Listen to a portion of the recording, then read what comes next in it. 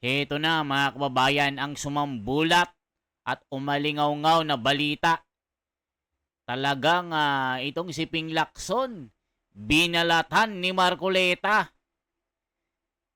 Hindi tumitigil si Marcoleta sa kasisingil sa utang dito kay Senador Ping Lacson na tinagurian ng taong bayan. Ang bago niyang pangalan ay Tapal King.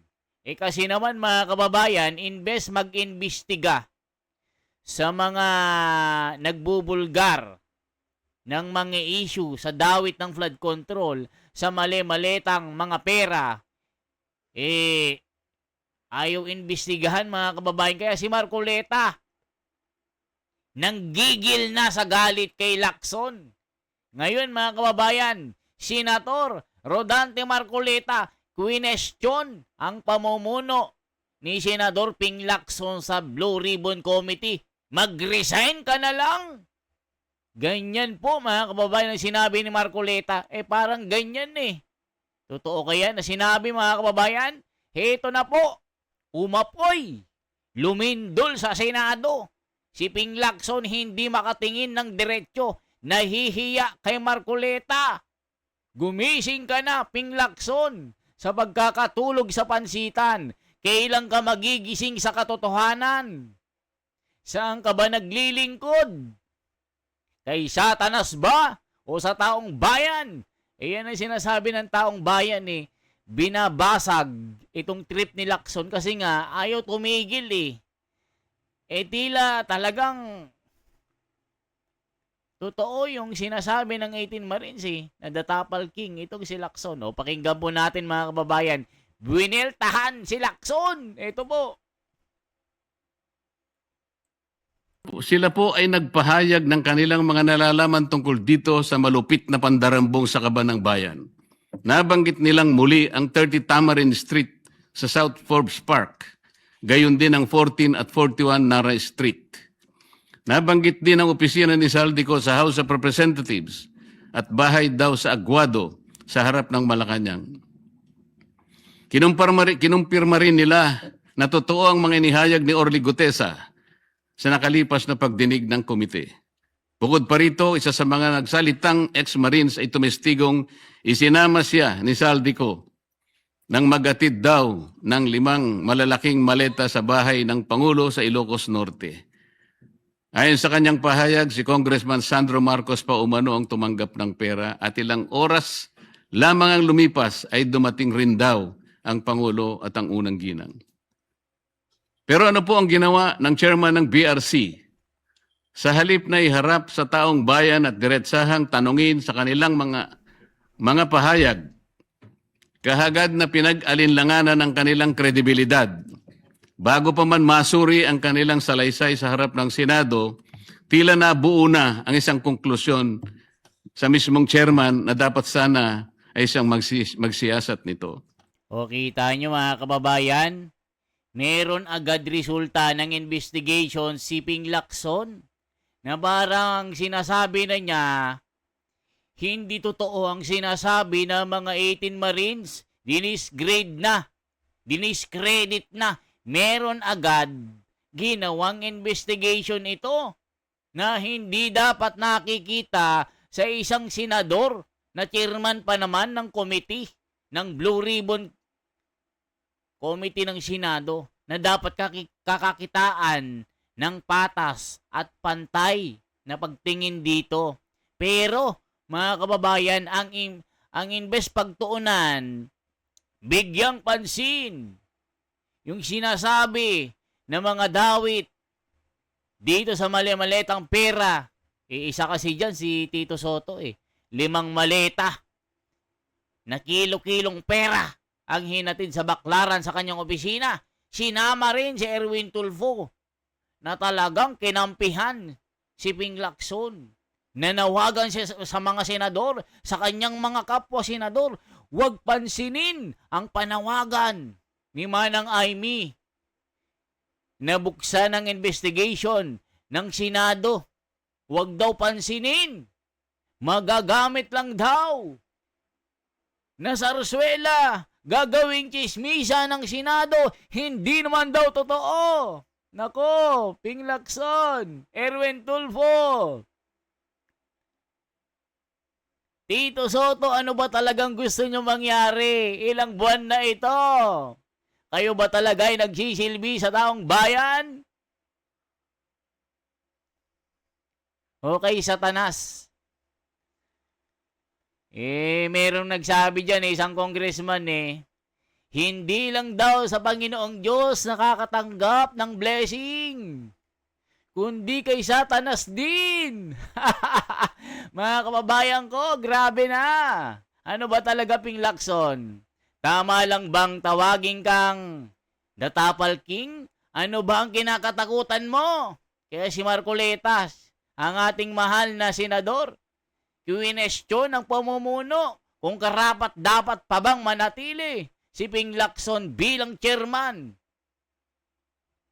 ng Blue Ribbon Committee na nag-iimbestiga sa mga anomalya ng korupsyon, lalong-lalo na dito sa blood control at sa mga pinasabog ng Marines. Na kung si Orly Gutesa noon, pirma lang ang problema, ngayon ang dami. Dati, pirma-pirma lang, peke ito. Hindi totoo ito, mag-isa lang yan, hindi pwedeng maging witness yan, walang credibility. Peke, sampahan niya ng perjury, ng pagsisinungaling. Ngayon, 100 na.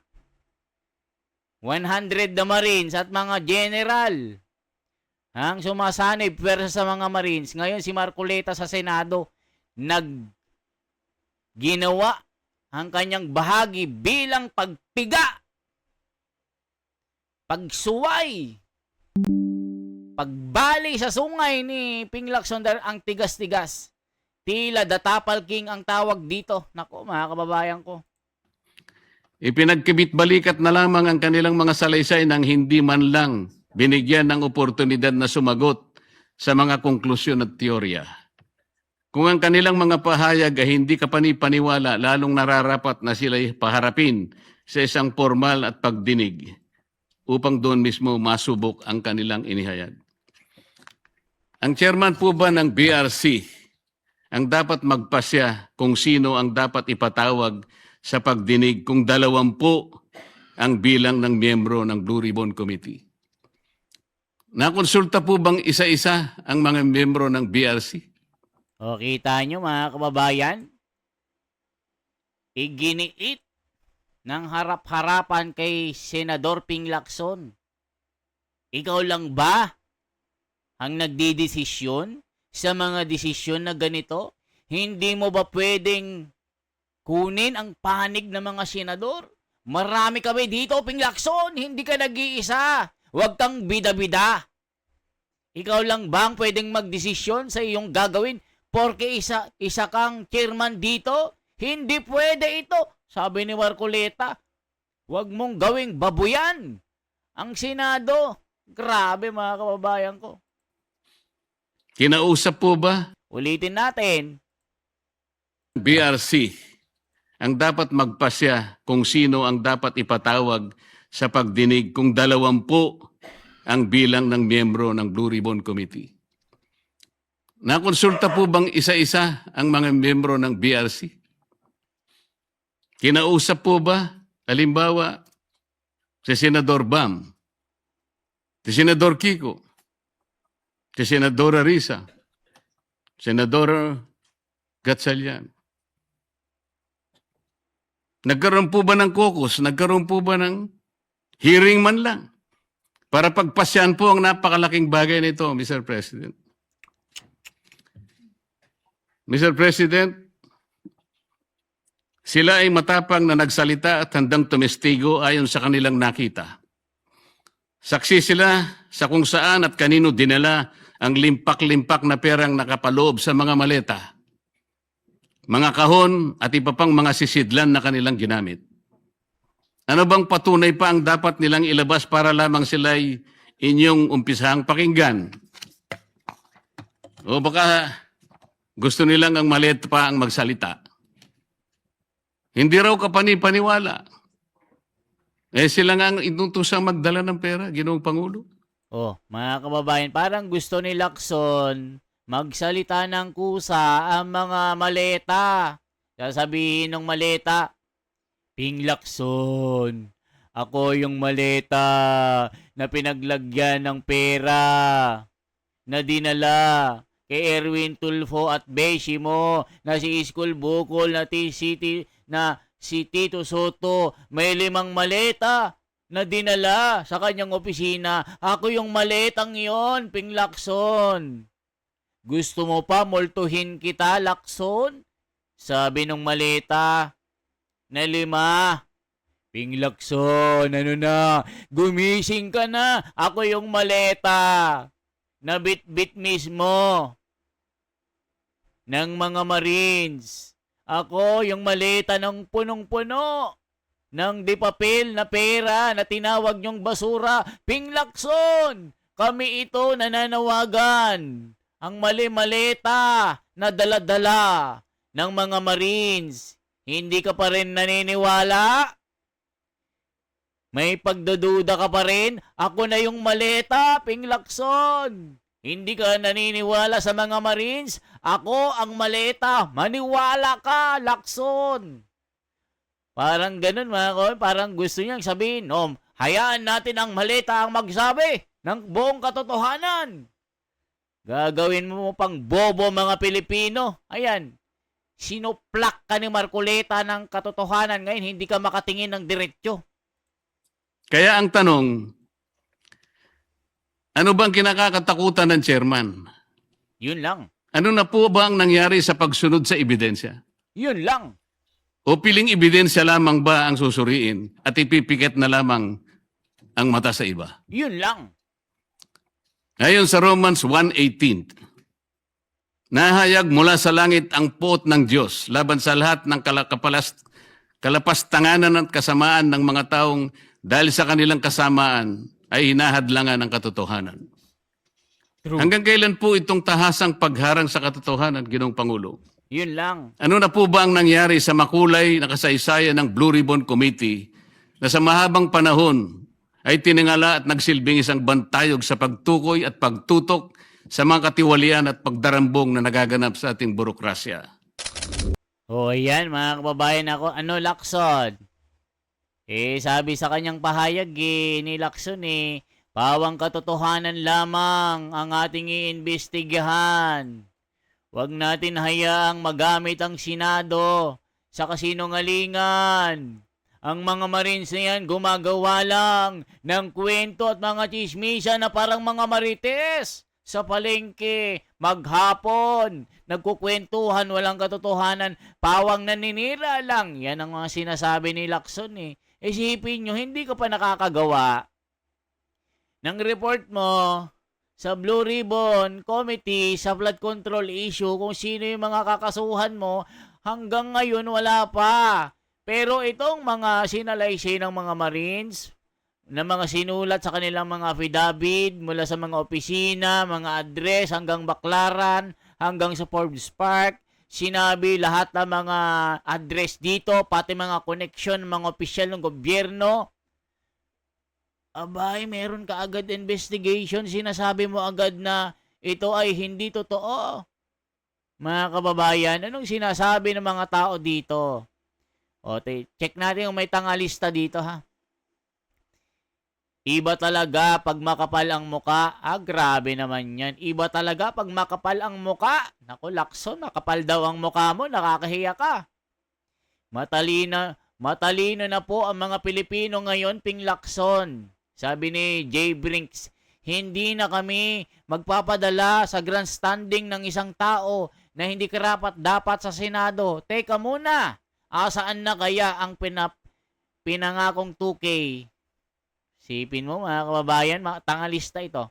81 INC Marites. Isipin nyo, dinadamay ang mga Iglesia ni Cristo daw yung mga Marites na INC. Isipin nyo, dinadawit nyo na naman ng mga kapatiran. Di kung INC mas maganda. 'Di ba? Talagang nagsasabi ng totoo ang mga ito. 'Di ba mga kababayan ko? Genuine question. May napasa na bang bill itong si Marcoleta? Parating reklamo pero wala namang ginagawa about those complaints. O tignan nyo mga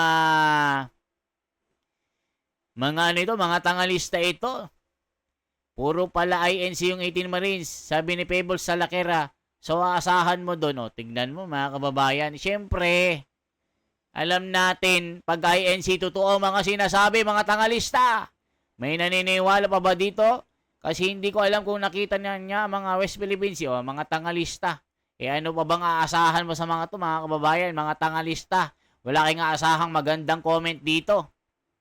Hindi natin alam kung mga Pilipino talaga ito o nasapalan din ng malit ang mga tangalistang ito. Hoy tangalista, gumising kayo. Ano talaga ang gusto nyo? Gusto nyo bang gumandang Pilipinas, mawalang mga kawatan? Bakit ganyan kayo kumilos? Ganyan kayo mag-isip? Mga tangalista kayo. Gumising na kayo. Maligo-ligo nang mahimasmasang kayo. Para kayong si Ping Lacson Kayo nababanatan sa Senado Diyos ko po mga kababayan ko. Check pa natin na. Ito po. Check po natin dito. Saglit lang mga kababayan. Binanatan dito sa Net 25 ito. Kita nyo ha. Senator Marcoleta. O tignan natin. Para makita nyo ang katotohanan. Muling binatiko sa Senador Rodante Marcoleta sa Senador Pampilo Ping Lacson dahil sa pagkaantala ng ulat tungkol sa flood control anomaly. Ayon po kay Marcoleta, mahalagang may paliwanag agad ang ulat para malaman ng publiko ang tunay na kalagayan ng mga proyekto. Dapat ding maging malinaw ang mga detalye ng pondo at implementasyon ng flood control projects. Para po kay Marcoleta, mahalagang transparency para maiwasan ang hinala ng katiwalian. Iginit din niya ang dapat itong agad ay tugunan ng mga kinaukulang ahensya ng pamahalaan. Pino na rin ni Marcoleta ang pahayag ni Lacson na walang ebidensyang nag-uugnay kay dating House Speaker Martin Romualdez sa anomalya. Meron umanong pattern si Lacson sa pag-question sa kredibilidad ng mga testigong nagtuturo kay dating Speaker Martin Romualdez. Ayan mga kababayan ko. Ano masasabi nyo? For transparency, for a better democracy, Lacson, gumising-gising ka na sa pansitan. Natutulog ka.